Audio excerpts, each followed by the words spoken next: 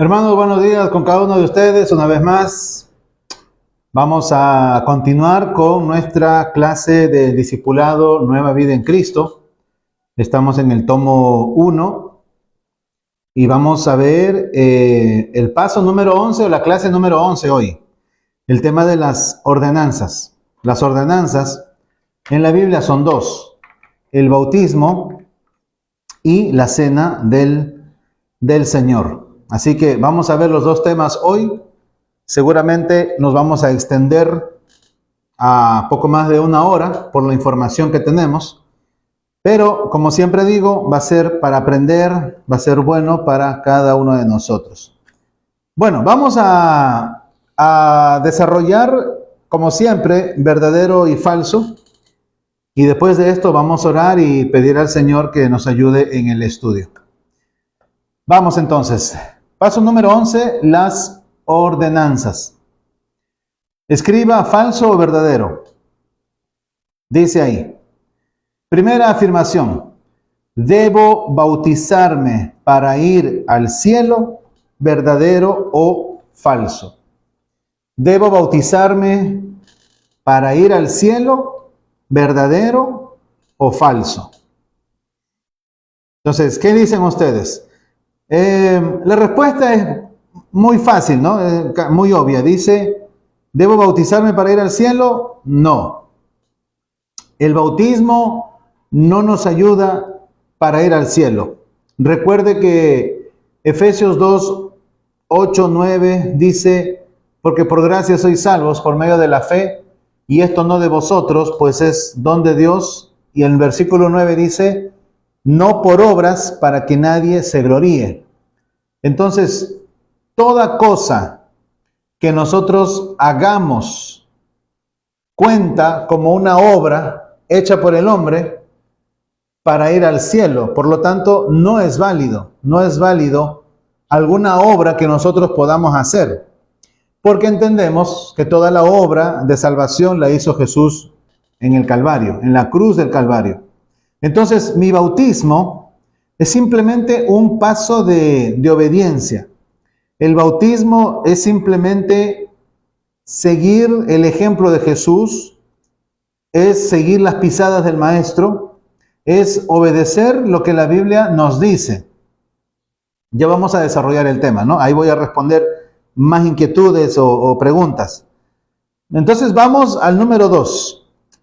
Número 2, dice, el bautismo y la Santa Cena me ayudan a ser más santo, sí o no, verdadero o falso. El bautismo y la Santa Cena me ayudan a ser más santo, verdadero o falso. La respuesta es falso también, ¿no? Falso. Primero falso, segundo falso. ¿Por qué? Porque la santidad no está ligada a la práctica del bautismo y de la cena del Señor. Por si acaso, nos bautizamos una sola vez, después de creer en Jesús. Y la Santa Cena ya es una práctica más continua. Pero si yo practico la Santa Cena, ¿esto me hará más santo de lo que soy? No. En la práctica, no. Primero que yo ya soy santo en Cristo, delante del Señor.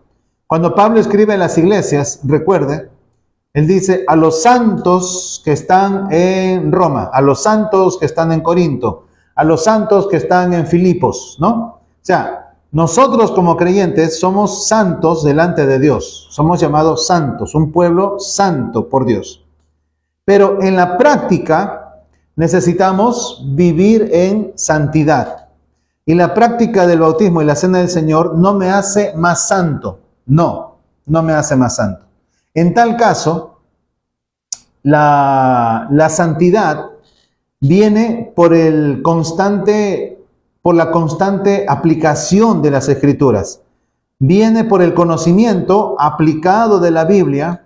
Viene como consecuencia de entender que Dios nos ve en todo momento, lo cual es el temor de Dios, el temor a Dios, saber que Él nos ve en todo momento, en todo lugar, todo lo que hacemos, y eso me impulsa a tomar decisiones que estén de acuerdo a la voluntad de Dios, y eso quiere decir de acuerdo a su santidad. Entonces, yo soy más santo cuando leo y aplico la Escritura a mi vida, no solamente por practicar la Santa Cena o el bautismo, ¿no? Soy santo cada vez más cuando entiendo que cosas inmorales que me rodean y a veces los deseos de la carne, yo digo no a estas cosas. Pablo le decía a Timoteo: huye pues de las pasiones juveniles, huid de la fornicación. Entonces, hacer la voluntad de Dios y huir de las cosas que este mundo ofrece, la práctica constante de eso me va a ayudar a vivir más en santidad, ¿no? Pero no solamente el bautismo y la cena, no. Eso no nos ayuda a ser más santos. Número 3. Los elementos de la Santa Cena simbolizan la sangre y el cuerpo de Cristo, ¿sí o no? ¿Qué dice usted? ¿Simbolizan la sangre y el cuerpo de Cristo? Sí, la respuesta es verdadero. Porque el vino representa la sangre de Jesús y el pan representa el cuerpo de Cristo. Así que el primero es falso, segundo es falso y el tercero es verdadero. ¿Ya? Muy bien. Vamos a orar y vamos a pasar a desarrollar todo el tema en esta mañana. Oramos. Señor, una vez más te damos gracias porque nos permites estar aquí reunidos para poder aprender. Gracias por los hermanos que están siguiendo desde un principio todas las enseñanzas y las clases del discipulado. Yo espero, Señor, que sea de ayuda, de bendición, de edificación a sus vidas, que no solamente pueda ser transmitido el conocimiento, sino que esto que aprendemos sea llevado a la práctica en cada uno de nosotros. Gracias, Señor, por tu palabra. Gracias por la tecnología que nos permite hacer de esta manera las clases, lo cual es una bendición. Y gracias, Señor. Bendice tu palabra, que podamos aprender y aprender para poder enseñar, primeramente aplicándolo a nuestras vidas. Señor, gracias. En tus manos dejamos la clase, te lo pido en el nombre de Jesús. Amén. Muy bien, ahora sí. Vamos a la primera que vamos a ver, el bautismo, y la siguiente página va a ser la cena del Señor. Dice, el bautismo, ¿ok? Vamos ahí, el bautismo. Antes de ascender al Padre en el cielo, Jesús mandó a hacer discípulos a todas las naciones. Acuérdese eso. Mateo 28, Jesús dijo, id y haced discípulos a todas las naciones. Y después dice ahí la nota, cuando alguien se hace discípulo de Cristo, ¿cuál es el primer paso que debe cumplir? Cuando uno acepta a Cristo o cree en Jesús como su Salvador personal, ¿cuál es el primer paso que debe cumplir? Según la Biblia, ahí en Mateo 28, dice el bautismo. Recuerde que dice el versículo 19, bautizándolos en el nombre del Padre, del Hijo y del Espíritu Santo. Entonces, el primer paso que debe cumplir una persona que ha puesto su fe y su confianza en Jesús o ha creído, ha aceptado a Cristo como su Salvador personal, la primera cosa que tiene que hacer es bautizarse. Y el bautismo es un paso de obediencia. No es que yo me bautizo para ayudar a la salvación a que se complete el proceso, ¿no? No. La salvación es únicamente realizado en la persona de Jesucristo. Es cuando yo pongo mi fe y mi confianza y yo creo en Jesús de todo corazón. Eso es suficiente para que yo sea salvo. El bautismo simplemente es un paso más de obediencia que la Biblia me establece yo tengo que seguir. Entonces, el bautismo, también hay que decirlo, está en las notas, no es opcional, sino es un mandato para ser obedecido por cada creyente. Recuerde que el mandato viene de parte de Jesús, no es de parte de los apóstoles, ellos lo practicaron, pero quien da la ley o la regla es Jesús. Por eso dijo, id y haced discípulos a todas las naciones Y Jesús mismo dijo, bautizándolos en el nombre del Padre y del Hijo y del Espíritu Santo. Muy bien. Entonces, el bautismo no es opcional. No es si yo quiero, no me siento bien. Pastor, yo me quiero bautizar, pero tengo que esperar que toda la familia venga porque voy a hacer una fiesta y pospongo el bautismo. No es lo que la Biblia nos enseña. En tal caso, hay que recordar que la primera persona, o mejor dicho, en el Nuevo Testamento, en el libro de Hechos, las personas que se bautizaban era inmediatamente después de que habían creído. Dice el libro de Hechos, los primeros capítulos, y creían y eran bautizados, creían y eran bautizados, creían y eran bautizados. La persona que más se demoró para bautizarse fue el apóstol Pablo. Cuando en Hechos capítulo 9, cuando se habla de la conversión de Saulo, la Biblia dice que fue Ananías, le tocó los ojos y lo sanó de esa ceguera que tenía.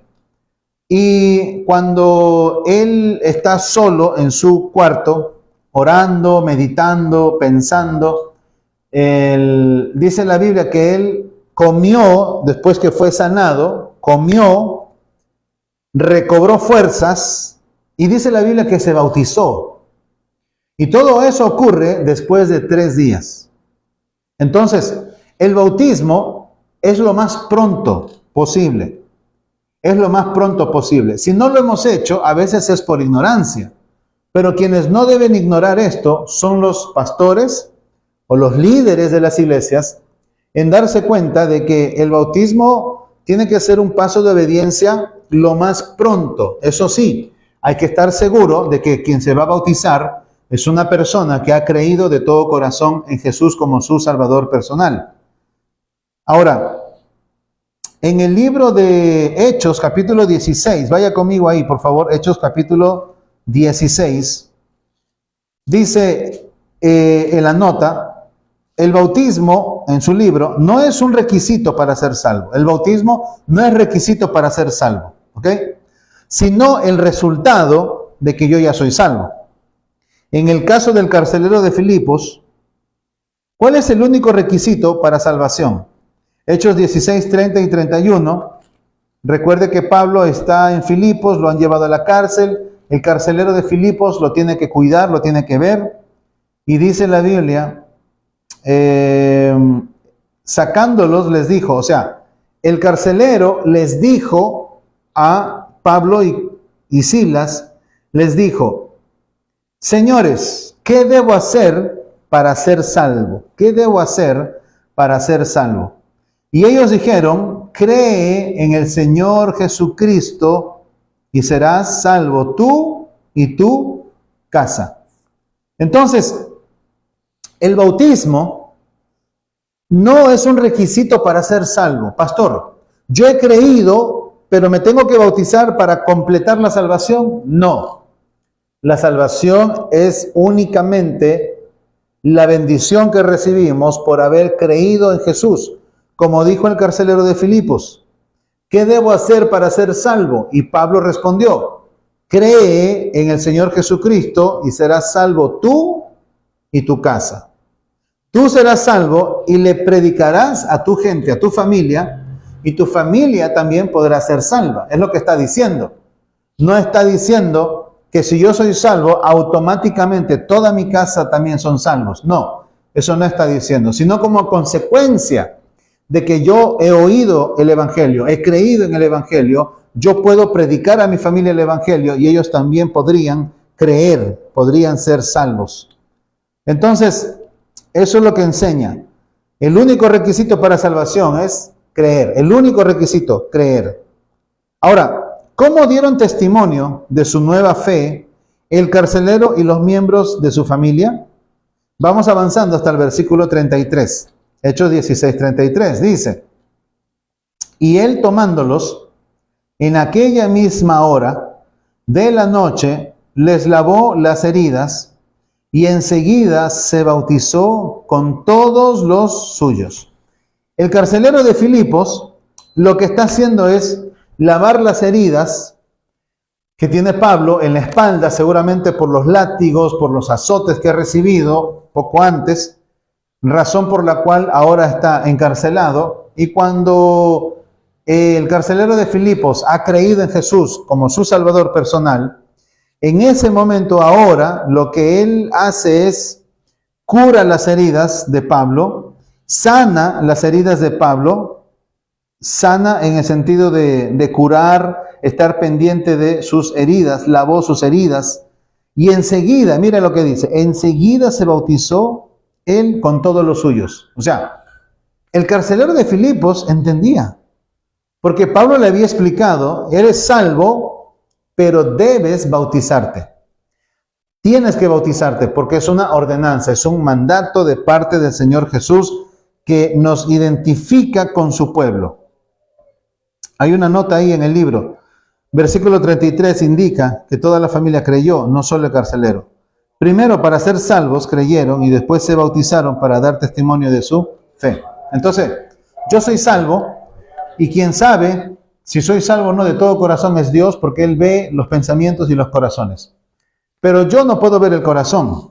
Entonces, cuando una persona dice, yo soy salvo, y se bautiza, lo que está haciendo es dar un testimonio público de la decisión que ha tomado por Cristo. Es un testimonio de mi fe, es un testimonio de la fe que he puesto en Jesús, y por eso me bautizo, porque aparte de que es un mandamiento y es un ejemplo, es un testimonio que yo quiero proclamar a la gente y decirle, yo he creído en Jesús. Mire la nota que está en negrita.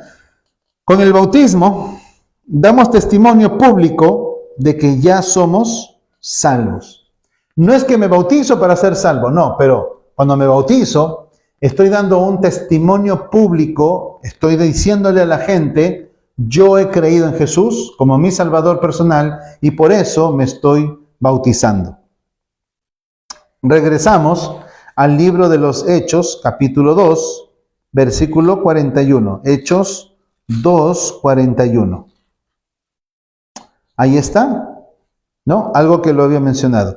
En el libro dice, según Hechos 2, 41, después de haber recibido la palabra, el evangelio, fueron... ¿Qué cosa? Según el versículo 41 de Hechos 2, mire, así que los que recibieron su palabra fueron bautizados y se añadieron aquel día como 3,000 personas. En el libro hay que completar. ¿Cuál sería la palabra a completar? Después de haber recibido la palabra, fueron bautizados. Escuche, después de haber recibido la palabra, fueron bautizados. Quiero hacer un paréntesis aquí. Nosotros no estamos en concordancia con la enseñanza que dice que los bebés pueden ser bautizados, ¿no? El bautismo de los infantes. Los bebés no pueden ser bautizados. ¿Por qué? Porque un bebé no tiene la capacidad de poder creer. Aunque tuviera 1 o 2 años, no tiene la capacidad de poder creer. La Biblia dice, tiene que creer para ser bautizado. Entonces, cuando yo agarro un bebé y le pongo agüita, le lavo la cabeza y supuestamente ya con eso quedó bautizado, identificado y lo que quiera llamarle, entonces eso no es el bautismo bíblico.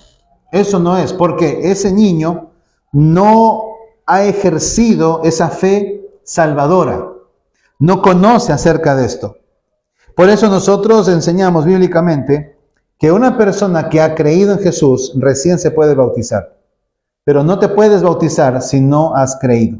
Tienes que creer primeramente.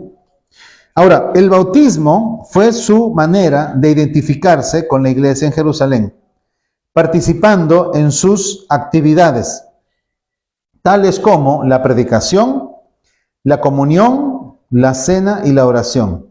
Así también nosotros, mire acá en negrita, al bautizarnos, nos identificamos públicamente con la iglesia local, ¿no? Entonces, quiero decir algunas cosas más y después los voy a llevar a otro pasaje que también habla muy interesante del bautismo. Ahora, mire el cuadro lo que dice, ¿no? Algunos tienen conceptos equivocados acerca del bautismo. Por lo tanto, es importante saber que tiene que recordar esto. El bautismo no nos salva. El bautismo no nos salva. Número 2, tampoco es un paso hacia la salvación, sino que es un testimonio público de que somos salvos. Y el bautismo no nos hace más santos, aunque sí nos motiva a vivir en santidad. Entonces, el bautismo no salva, no es un paso hacia la salvación, no, sino es un testimonio público. Y el bautismo no me hace más santo, pero sí me motiva a vivir una vida de santidad. Para reflexionar, ¿no? Romanos 6, del 1 al 4, dice, a primera vista, ahí hay un párrafo ahí al lado, a primera vista, este pasaje parece hablar del bautismo sin agua, hablar del bautismo en agua. Sin embargo, aquí realmente se usa la palabra bautismo para hablar de nuestra identificación con Cristo. Al aceptar a Cristo, nos identificamos con Él en su muerte, su sepultura y su resurrección, así que en Cristo somos personas nuevas. El bautismo en agua simboliza la transformación que ocurrió en el momento de nuestra salvación. Ahora, lo que está diciendo estos párrafos es que el bautismo nos identifica con Cristo. El bautismo no nos salva, no nos ayuda, sino que nos identifica. Y cuando una persona ve a alguien que se está bautizando, lo que está diciendo esta persona es, ese hombre, esa mujer ha creído en Jesús. Es un testimonio público de mi fe. Entonces, eso es lo que tenemos que reflexionar. Ahora, hay un pasaje que no está aquí escrito, que es Hechos capítulo 8. Vamos por favor ahí rápidamente. Hechos capítulo 8, anótelo por favor, anótelo. Permítame, voy a tomar un poquito de agua.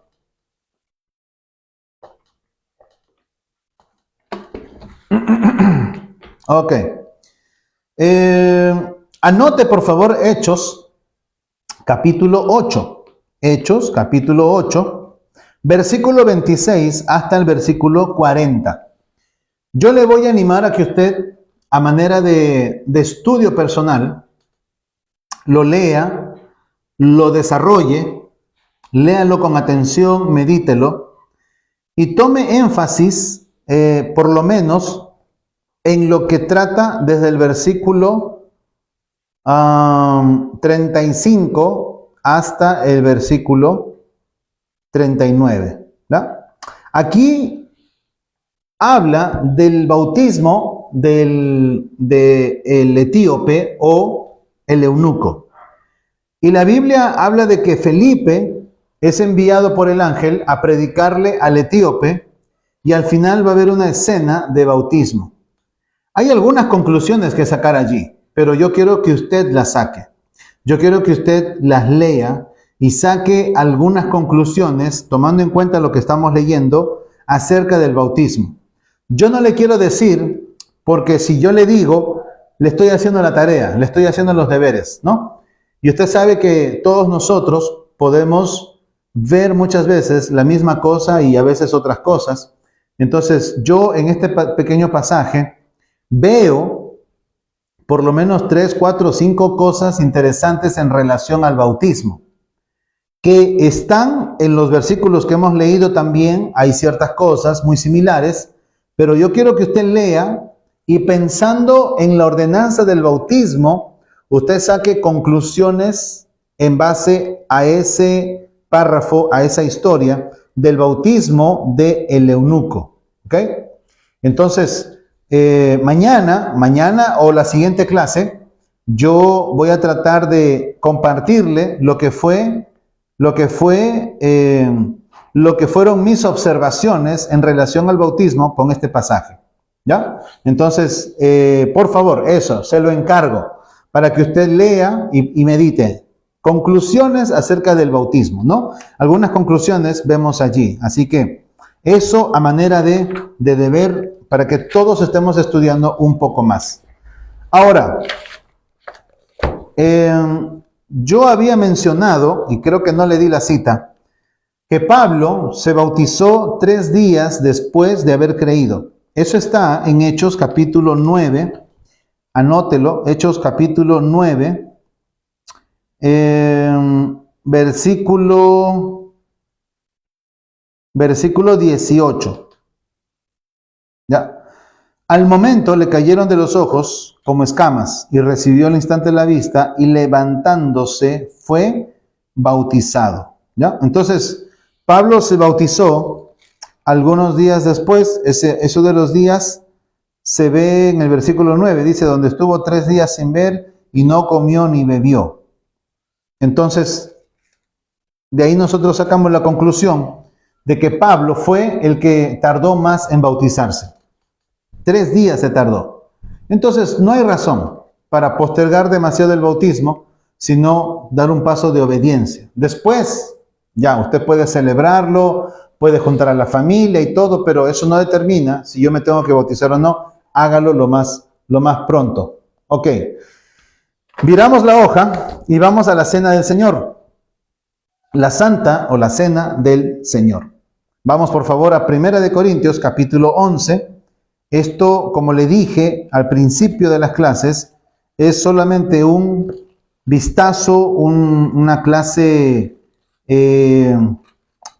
no tan básica, pero obviamente si uno quiere profundizar, tiene que tomar mucho más tiempo y muchos de los versículos, todos los versículos que pueda, para poder tener una noción más clara acerca de eso, ¿no? Pero lo vamos a ver aquí, la cena del Señor, según el libro de Corintios. Ahora, mire la nota. La Santa Cena fue instituida por el Señor Jesucristo la noche que fue entregado. Como señal del compromiso y del pacto, nuevo pacto, es sagrado y especial. Pero no es un sacramento o algo mágico, ¿ya? Ahora, la Santa Cena, el Señor Jesús la instituye. Eso lo vemos en los evangelios. Y Pablo toma lo que el Señor estableció y lo lleva a corregir una práctica que los de Corinto estaban haciendo que no era correcto. Ya lo vamos a ver. Entonces, vamos a 1 Corintios capítulo 11, pero vamos a leerlo desde el versículo, no desde el versículo 23, sino desde el versículo 18, ¿ya? Vamos a leer desde el 18 para ver el contexto, por qué Pablo explica acerca de la Santa Cena. Dice en el libro número 4, por favor lea 1 Corintios 11, 23 al 26, según el versículo 26, ¿qué anunciamos y hasta cuándo? Ya lo vamos a responder un momento, pero vamos a leer desde antes para entenderlo mejor. A ver, 19. Estamos ahí. Hechos 11, 19. Dice, 1 Corintios 11, 19, no es Hechos. Porque es preciso que entre vosotros haya disensiones para que sean manifiestos de entre vosotros los que son aprobados. Versículo 20, me estoy tapando aquí el número. Dice, cuando pues os reunís, porque cuando la iglesia se reúne, dice él, vosotros, esto no es comer la cena del Señor. ¿Qué estaba pasando en Corinto? Que Pablo dice, cuando vosotros se reúnen para comer la cena del Señor, eso no es la cena del Señor. ¿Y por qué? ¿Qué estaban haciendo mal? ¿Qué estaban haciendo los de Corinto? Que el Señor dice, esto no es la cena del Señor, eso no es. Versículo 21 va a responder poco a poco lo que Pablo está diciendo. Dice, porque al comer, cada uno se adelanta a tomar su propia cena y uno tiene hambre y otro se embriaga. ¿Ya? Una de las cosas que la iglesia de Corinto estaba practicando mal era la Santa Cena, porque cuando ellos comían, cada uno se adelantaba a tomar su propia cena. Eso significa egoísmo, eso significa que no estás pensando en los demás, eso significa que no estás respetando la necesidad de los demás hermanos. La Biblia dice que un grupo se adelantaba a tomar su propia cena, llegaba más temprano, porque seguramente había comida gratis, entonces llegaba más temprano y comían, y ellos tomaban su propia cena como que nada más importara, solamente el hecho de comer. Muy bien. Y uno tiene hambre y el otro se embriaga. Entonces, uno tiene hambre porque la cena del Señor, recuerde que en ese tiempo era una cena, era un compartir de pan y el jugo de la uva, que es el vino. Ahora, entienda una cosa. Hoy en día nosotros practicamos la cena del Señor con unos vasitos de vidrio chiquititos, ¿no? Y pues tomamos un poquito de sorbito del vino o del jugo de uva, y también tenemos un pan sin levadura. Ahora, nosotros, yo creo que de forma tradicional, lo hemos venido practicando de esa manera, no sé desde qué tiempo atrás. Pero la cena del Señor era comida, era panes, era vino, era el jugo de la uva, que tú podías tomar una y podías tomar dos y tres, y podías tomar un pan y otro pan y comer, pero cuando tú comías, recordabas el cuerpo y la sangre de Cristo en la cruz, porque era una forma de meditar y de pensar en lo que Cristo había hecho por nosotros. Pero había un grupo de hermanos que llegaban temprano, llegaban primero porque había comida gratis ese día, la cena del Señor, y lo único que hacían era comer, y no pensaban en los demás, no pensaban en las necesidades de otros. Ellos solamente querían comer y comer y comer. Dice, vosotros os reunís para disensiones, para que se haga manifiesto entre vosotros los que son aprobados.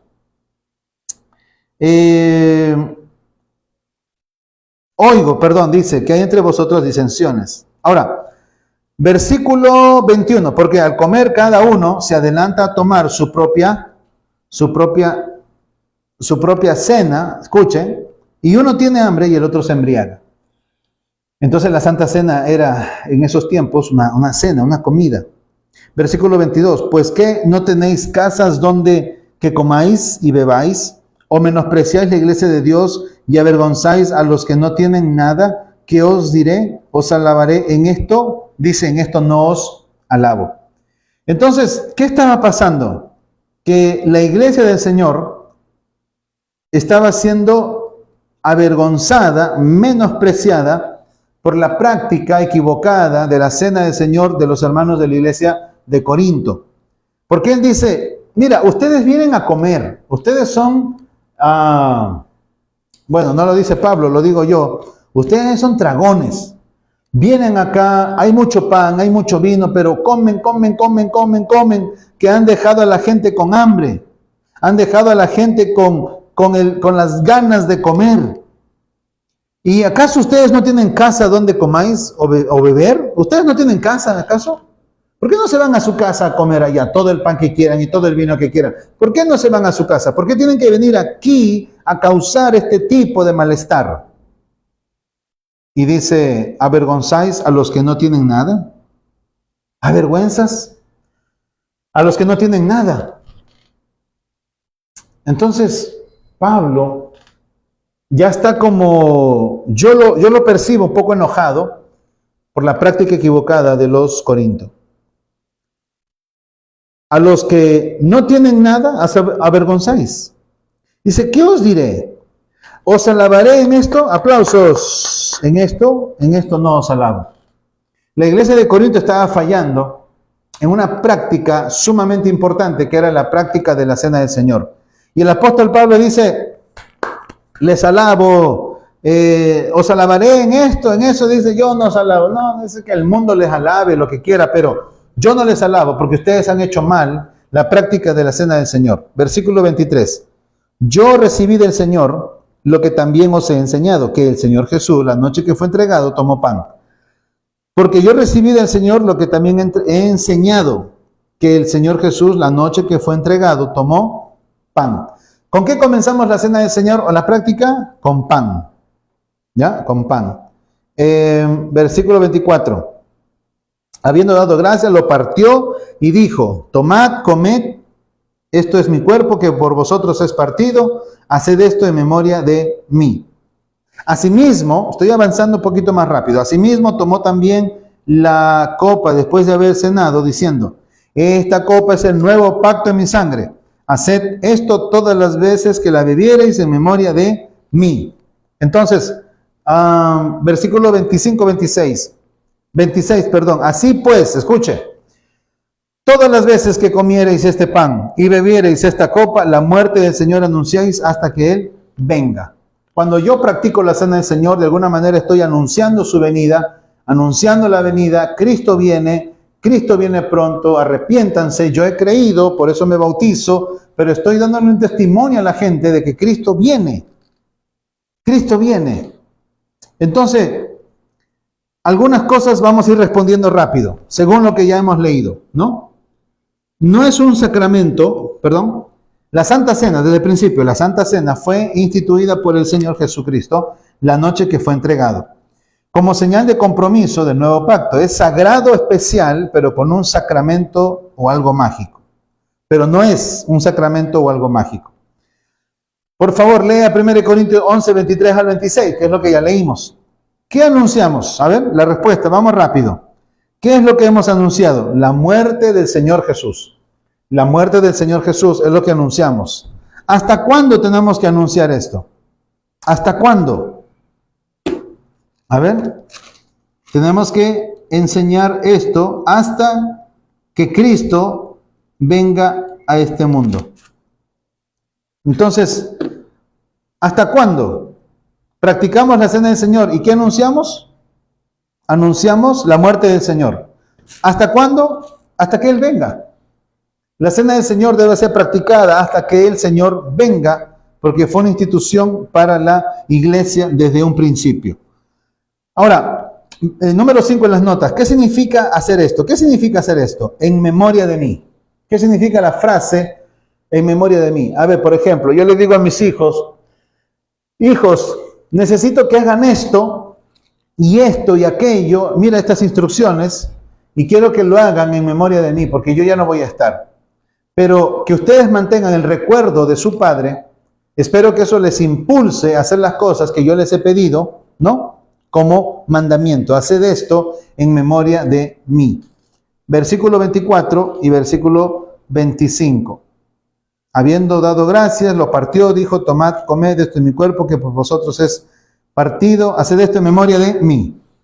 ¿Qué significa hacer en memoria de mí? Significa recuérdalo. Significa piensa y recuérdalo. Este pasaje nos enseña el significado de la Santa Cena. Es un recordatorio de la obra de Cristo, de su sacrificio en la cruz por nosotros y de la segunda venida. Entonces, cuando nosotros, como dice este pasaje, cuando nosotros hacemos en memoria de Él, lo que estamos tratando de hacer es recordar, tomar en cuenta lo que Él ha hecho en la cruz del Calvario. Es un recordatorio de la obra de Cristo, de su sacrificio en la cruz por nosotros, y anunciamos también su segunda venida. Según los versículos 24-25, ¿qué simbolizan el pan y el agua? El pan, que simboliza su cuerpo, y la sangre significa, o la copa significa su sangre. Ahora, lea 1 Corintios 11, 27 al 31. En este versículo 28 dice que antes de participar en la cena, se debe pronunciarse cada uno. Para usted, ¿qué significa esta lección? 27, 21. Entonces uno tiene que estar viviendo, dice la Biblia, en obediencia. Uno tiene que estar leyendo, sí, uno tiene que estar obedeciendo. Estoy tratando de buscar el versículo, sí. Entonces usted tiene que estar tratando de obedecer la forma como el Señor nos instituye el tema de la cena del Señor. Y los versículos 17 al 31, que los estaba buscando, nos dice que antes de participar de la cena debe aprobarse cada uno para ver qué significa esta acción. Ahora, ¿por qué me tengo que probar y examinar?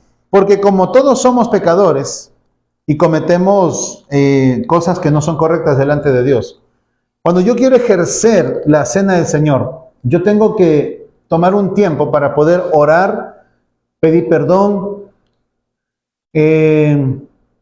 reflexionar acerca de lo bueno que Dios ha sido conmigo. Cuando como su carne, reflexiono. Cuando tomo su sangre, reflexiono. Entonces, el versículo 28 dice que antes de participar de la cena, o en la cena, uno debe probarse cada uno. ¿Qué significa esta acción? Lo que ya le estoy mencionando, ¿no?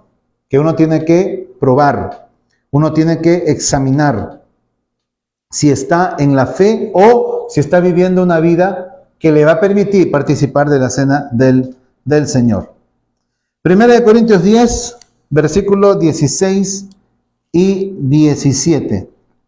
10, 16, 17. La copa de bendición que bendecimos no es la comunión de la sangre de Cristo, y el pan que partimos no es el cuerpo, la sangre de Cristo.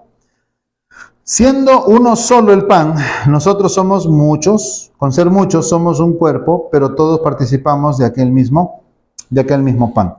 Enfatiza otro aspecto de la cena del Señor, que es la comunión. Es un momento de comunión con Cristo y con nuestros hermanos en la fe.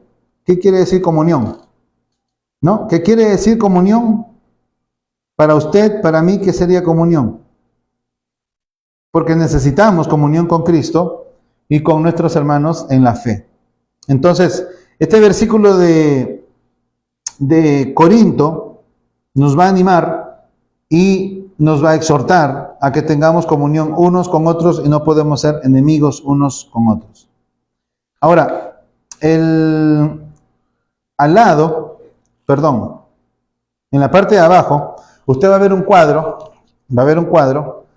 que dice, algunos tienen conceptos equivocados sobre la cena del Señor. Por lo tanto, es importante saber qué. ¿Qué es importante que tenemos que saber? A ver, voy a poner la nota aquí. La Santa Cena no es un sacramento o algo mágico. No hay nada mágico, místico en la Santa Cena. No es que yo practico la Santa Cena, he comido, he bebido el pan y la sangre de Cristo y ahora me siento así como místico, con poderes, con mucha santidad encima de mí. Eso no es correcto. Eso es un mito. Segundo, no nos hace más santos, aunque sí nos motiva a la santidad. Eso es lo que estaba diciendo. La práctica no me hace más santo, pero me motiva a la santidad. Número 3.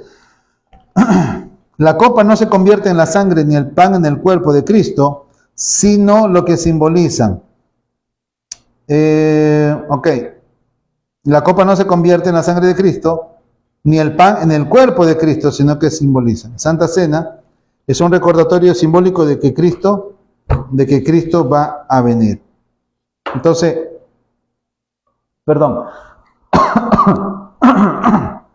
¿la copa se convierte en la sangre y el pan de Cristo? No. Simbolizan solamente. Ahora, ¿quiénes son los que enseñan que el pan y la sangre de Cristo se convierte literalmente en el cuerpo y la sangre de Cristo? Son los católicos. Pero no creemos que es así. Número 4. Es un acto de es un acto de obediencia y un momento de comunión con Dios y con nuestros hermanos. Entonces, cuando uno participa de la cena del Señor, uno puede tener comunión con otros hermanos, uno puede participar con ellos, uno puede conversar, uno puede disfrutar el tiempo de charlar con ellos, de ver que sí son cosas que se pueden aprovechar porque la comunión es importante dentro de la iglesia. Entonces, sí nos va a llevar en muchos casos a una excelente camaradería, ¿no? Por una palabra nueva, casi nueva, camaradería, algo así. Ahora, vamos a reflexionar sobre lo que dice Hebreos 10 al 12. Básicamente lo que está diciendo es que Cristo ofreció su cuerpo una sola vez. ¿Cuántas veces ofreció Cristo su cuerpo por el pecado? Dice ahí una sola vez o para siempre. ¿Ya? Recuerde eso. Entonces, usted y yo no podemos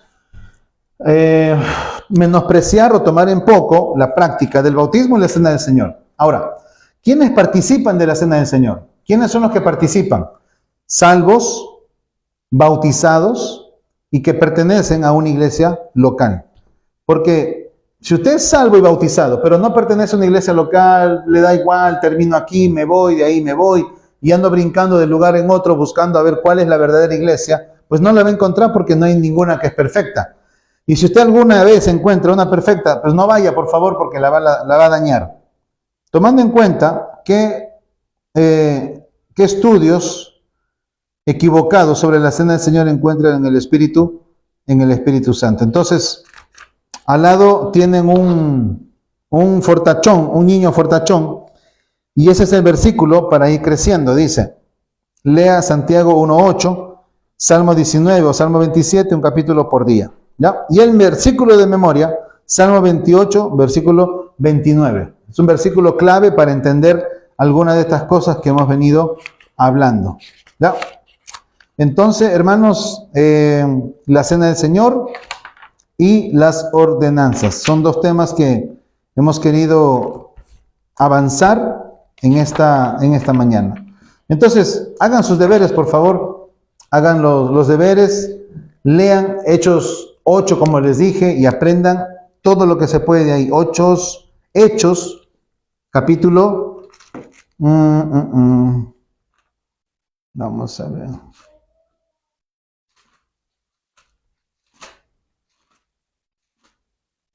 Ya. Hechos capítulo 9. No, Hechos capítulo. Ahí estoy yo. Hechos capítulo 9. Recuerde, ahí habla de la salvación, habla de la comunión, habla de algunos detalles que ya nosotros hemos visto. Ok. Quería decir algo, pero creo que no correspondía a esta clase, sino que era a otra clase. Ya, bueno. Entonces, ya vimos bautismo y la cena del Señor. Los dos son mandamientos, ordenanzas que todo creyente debe cumplir. La cena del Señor tiene que ser salvo, bautizado y miembro de una iglesia local. Y para ser bautizado, el requisito únicamente es tiene que creer en Jesús de todo corazón, pero por supuesto, tiene que haber agua suficiente para sumergir todo el cuerpo, ¿ya?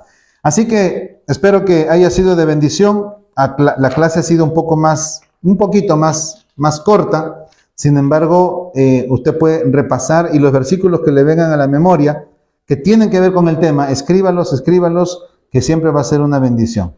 La próxima clase vamos a hablar del paso número 12, la familia. Cómo se compone la familia, el hogar de la familia, la responsabilidad dentro del hogar, familia cristiana y situaciones especiales, cosas así, ¿ya? Entonces, oramos y estamos terminando, hermanos. Muchas gracias. Señor, gracias por esta tarde o esta mañana. Queremos que nos ayudes a recordar todo lo que hemos aprendido. Que seas tú con nosotros, Señor, en esto de emprender algunas cosas para emprender en el sentido de hemos iniciado la carrera de estudiar el discipulado Vida Nueva y queremos, Señor, terminar con éxito, terminar bien lo que se ha comenzado. Danos firmeza, danos fidelidad, compromiso para poder estudiar todas las lecciones, Señor, de este libro que son 78 lecciones. Te pido tu bendición. Gracias por todo. En el nombre de Jesús. Amén. Muy bien. Gracias, hermanos. Así que no se olvide, tenga su libro siempre a la mano. Este es el libro que estamos estudiando. El libro Discipulado Nueva Vida en Cristo. Y ya estamos terminando, mejor dicho, ya estamos hablando de páginas. Ya hemos terminado la página 54. Hemos avanzado hasta la página 54 y dése cuenta que hemos avanzado regular, ¿no? Regular. Todavía no hemos llegado ni a la cuarta parte, pero en lecciones serían 11 más 6, son 17 lecciones. Así que de los 78, todavía vamos por ahí, pero estamos avanzando, así que sea constante. Nos quedan 2 clases más para terminar un volumen más y después de ese volumen, como yo le había mencionado, en lo posible yo trataré de ubicarlo siempre y cuando usted me confirme que ha tenido todas las clases por video. Y este es el certificado que yo voy a llenar en sus libros, nombre, apellidos, aquí el pastor o maestro, en este caso soy yo, y la fecha, ¿no? Entonces ese certificado de alguna manera avala de que usted terminó el discipulado o avanzó las clases con mi persona, ¿no? Así que, hermanos, yo les agradezco, esperamos pronto, si no es mañana, será pasado mañana, pero tendremos la clase y espero las 2 últimas en esta semana hacerlo y terminar un libro más. Así que vamos, hagan la tarea, hagan los deberes que les pedí que leyeran, que busquen, que piensen. Tienen que ver Hechos capítulo 9 también, Felipe y el etíope, pensar algunas conclusiones acerca de el bautismo en este caso. Muy bien, oramos. Oh, perdón, creo que ya había orado, estoy como repitiendo otra vez. Entonces, bien hermanos, un abrazo a todos ustedes, cuídense, que Dios me los bendiga.